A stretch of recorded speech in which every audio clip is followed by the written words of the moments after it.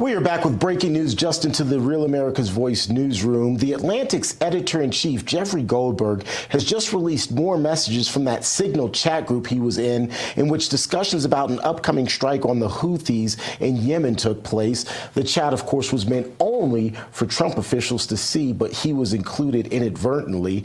The new messages detail information shared in that group by Secretary of Defense Pete Hegseth, which included messages about the exact timing of a U.S. strike due to take place against the Houthi terrorists there in Yemen. We'll, of course, continue to cover this developing story for you as we pour through, those text messages that was just shared. So let's bring in David and Allison now to discuss a bit more. David, so this appears to fly in the face of what the White House said just about 24 hours ago, saying that no war discussions were had on that chain. Are we talking about semantics here? What do you make of all of this, David? Well, and again, all of this is still developing. So to be fair, all of this is still developing. Go ahead. Sorry. Yeah, and it's interesting to use the word semantics, because you just said war discussions.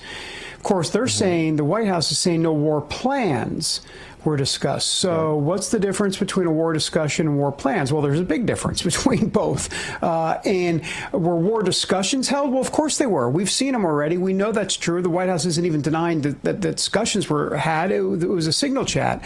But the war plans, we're going to have to go through these texts. They were just released. I'll bury my head here and take a look while you guys vamp. I'll try to find them and find exactly what they say, because that is going to be obviously a huge deal if actual war plans and then were revealed. And then the question is about war plans.